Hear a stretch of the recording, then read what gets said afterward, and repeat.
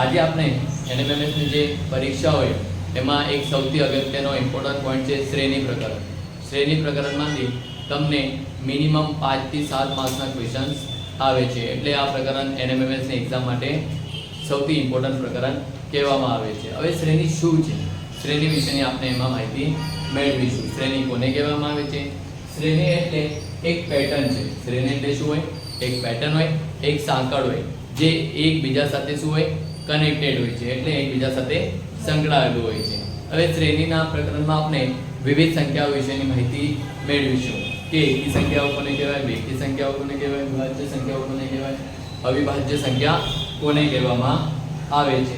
પછી છે પૂર્ણઘન, પૂર્ણવર્ગ, આવી સંખ્યાઓ વિશેની આપણે માહિતી મેળવીશું. તો ચાલો સૌથી પહેલા આપણે જોઈએ એકી સંખ્યાઓ કોને કહેવામાં આવે છે. એકી સંખ્યાઓ એટલે જે સંખ્યાઓનો એકમનો અંક, એકી સંખ્યાઓ જે સંખ્યાઓનો એકમનો અંક 1 હોય, જે સંખ્યાઓનો એકમનો અંક 1 હોય, 3 હોય, 5 હોય, 7 હોય, 9 હોય. જે સંખ્યાઓનો એકમનો અંક 1, 3, 5, 7, 9 એવી અનંત સંખ્યાઓ આવશે. કેટલી આવશે? અનંત સંખ્યાઓ આવશે. એવી સંખ્યાઓને આપણે શું કહીશું?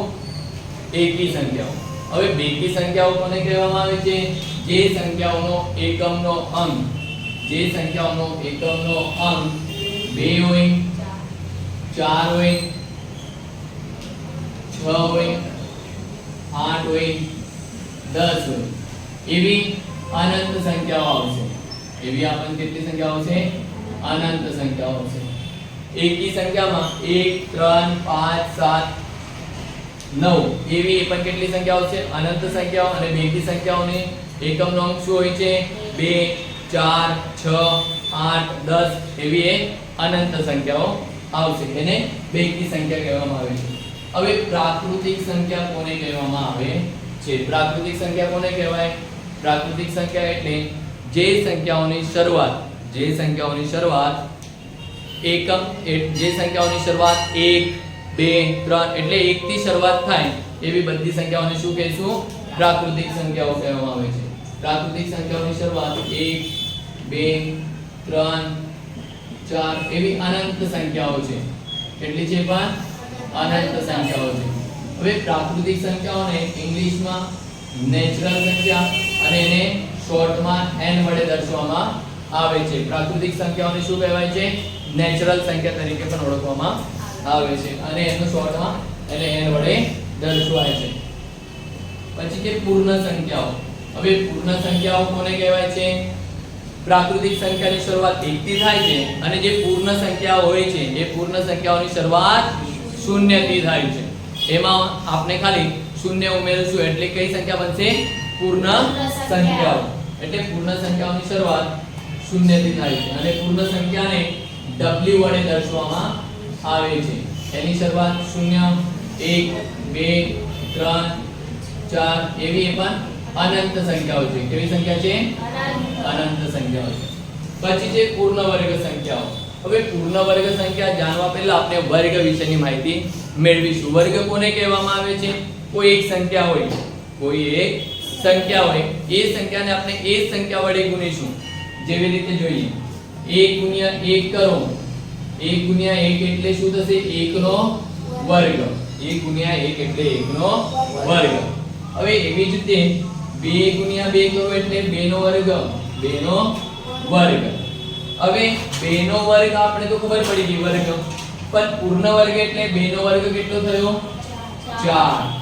હવે 3 ગુણ્યા 3 કરીએ એટલે 3 નો વર્ગ, 3 નો વર્ગ કેટલો થયો? 9. તો એવી જ રીતે 1 નો વર્ગ કરીએ એટલે 1 થશે. 1, 4, 9 આ બધી સંખ્યાઓ શું થશે? પૂર્ણ વર્ગ સંખ્યાઓ થશે. શું થશે એમને? પૂર્ણ વર્ગ સંખ્યાઓ. આ સંખ્યાઓને આપણે પૂર્ણ વર્ગ સંખ્યાઓ તરીકે ઓળખીશું. પછી છે પૂર્ણ ઘન સંખ્યાઓ. હવે પૂર્ણ ઘન સંખ્યા જાણવા પહેલા આપણે ઘન કોને કહેવાય છે એના વિશેની માહિતી મેળવીએ.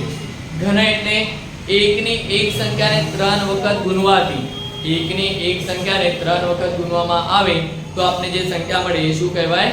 ઘન કહેવાય. હવે પહેલા જોઈએ 1 ગુણ્યા 1 ગુણ્યા 1 એટલે 1 નો ઘન. 1 ગુણ્યા 1 ગુણ્યા 1 એટલે 1 નો ઘન. હવે 1 નો ઘન કરીએ તો શું આવશે? 1 જ આવશે. 1 નો ઘન કરીએ એટલે શું આવશે? 1 જ આવશે. પછી 2 ગુણ્યા 2 ગુણ્યા 2 ગુણ્યા 2 કરીએ તો 2 નો ઘન. હવે 2 નો ઘન કેટલો થશે? 8 થશે. કેટલો થશે? 2 ગુણ્યા 2 ગુણ્યા 2 એટલે 8. હવે 3 નો ઘન જોઈએ આપણે. 3 ગુણ્યા 3 ગુણ્યા 3. 3 નો ઘન 3 ને 3 વખત ગુણાકાર કરવાનો. 3 ગુણ્યા 3 ગુણ્યા 3 એટલે 3 નો ઘન. 3 નો ઘન કેટલો થાય? 27. કેટલો થશે? 27. તો આ જે સંખ્યાઓ છે 1 8 અને 27 આ કેવી સંખ્યાઓ છે? પૂર્ણ ઘન સંખ્યાઓ છે. કેવી સંખ્યાઓ છે? પૂર્ણ ઘન સંખ્યાઓ. એટલે કોઈ પૂર્ણાંકનો ઘન હોય અને પૂર્ણ ઘન સંખ્યા હોય તો એને પૂર્ણ ઘન સંખ્યા કહીશું. 1 8 27 એ કેવી પૂર્ણ ઘન સંખ્યાઓ છે. પછી અવિભાજ્ય સંખ્યાઓ. અવિભાજ્ય સંખ્યાઓ કોને કહેવામાં આવે છે? જે સંખ્યાઓનો માત્ર 2 જ અવયવ પડતા હોય. જે સંખ્યાઓનો કેટલો અવયવ પડતા હોય? 2 અવયવ પડતા હોય એવી સંખ્યાઓને આપણે શું કહીશું? અવિભાજ્ય સંખ્યાઓ. જે સંખ્યાઓનો માત્ર ને માત્ર 2 જ અવયવ પડતા હોય, એક એ સંખ્યા પોતે અને એક એકથી. એક અને એક એ સંખ્યા પોતે. આપણે જોઈએ આવી 1 નહીં આવે. 2 નંબર આવશે? આવશે. કેમ કે 1 ગુણ્યા 2 કરો એટલે 1 ના 1 ગુણ્યા 2 એટલે 2 1 અને પછી 2 ગુણ્યા એટલે 2 ના ઘડિયામાં 2 આવે. 2 કા 2. પછી 3 ના પર કેટલા અવયવ પડે? 2 પડે. એક 1 થી અને એક 3 થી. પછી છે 2 3 પછી આવશે 5. 4 નહીં આવે કેમ કે 4 ને 2 વડે ભાગી શકાય છે. 5 પછી આવશે 7.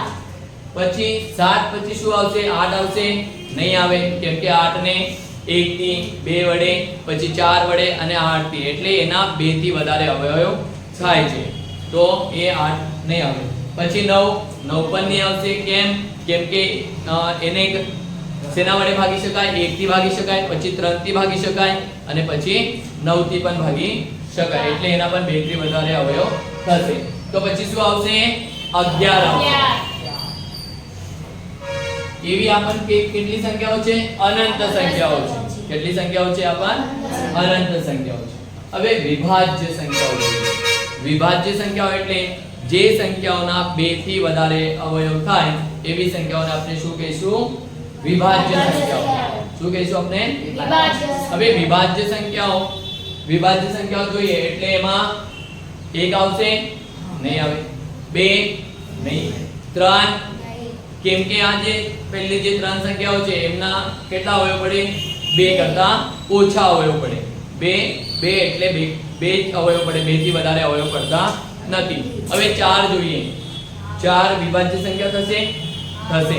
કેમ કે 4 ને કોના વડે ભાગી શકાય? 1 થી ભાગી શકાય, 2 થી ભાગી શકાય અને 4 થી પણ નિશેષ ભાગી શકાય.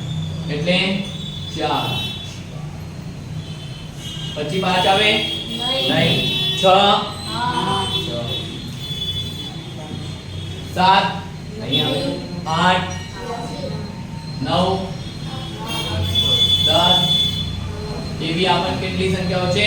અનંત સંખ્યાઓ છે. સમજી ગયા? હવે આપણે જોઈએ હવે આગળની ઇન્ફોર્મેશન છે ફિબોનાકી સંખ્યાઓ. ફિબોનાકી સંખ્યાઓ કોને કહેવામાં આવે છે? આપને 2 પદો આપેલા હશે અને 2 પદોના સરવાળા કરવાથી આપને જે નવી સંખ્યા મળે છે એને શું કહેવાય છે? ફિબોનાકી સંખ્યાઓ. હવે જોઈએ આપણે 1 આપેલો છે, પછી અહીંયા 2 આપેલો છે. હવે 1 અને 2 નો આપણે જો સરવાળા કરીએ તો નવી સંખ્યા આપણને શું મળે છે? 3 મળે છે. હવે પછી 2 અને 3 નો જો આપણે સરવાળા કરીએ તો નવી સંખ્યા શું મળે છે? 5 મળે છે. એવી રીતે આપણને કેટલી અનંત સંખ્યાઓ. તો એવી રીતે આપણે જે નવી સંખ્યા મળે 2 સંખ્યાઓનો સરવાળો કરવાથી જે આગળના 2 પદ છે આગળના 2 પદનો સરવાળો કરવાથી આપણે જે નવી સંખ્યા મળે એને શું કહીશું? ફિબોનાકી સંખ્યાઓ. હવે અહીંયા જોઈએ કરીએ 3 અને વત્તા 5 કરીએ તો કઈ સંખ્યા મળે આપણે 8 મળે. કઈ સંખ્યા મળે 8 મળે. તો આવી સંખ્યાઓને આપણે શું કહીશું વિભિન્ન સંખ્યાઓ. એમનો 1 વત્તા 3 કરીએ એટલે આપણે કઈ સંખ્યા મળી 3 મળી. પછી 2 વત્તા 3 કરીએ એટલે આપણે કઈ સંખ્યા મળી 5 મળી. 3 વત્તા 5 કરીએ એટલે આપણે નવી સંખ્યા મળી 8.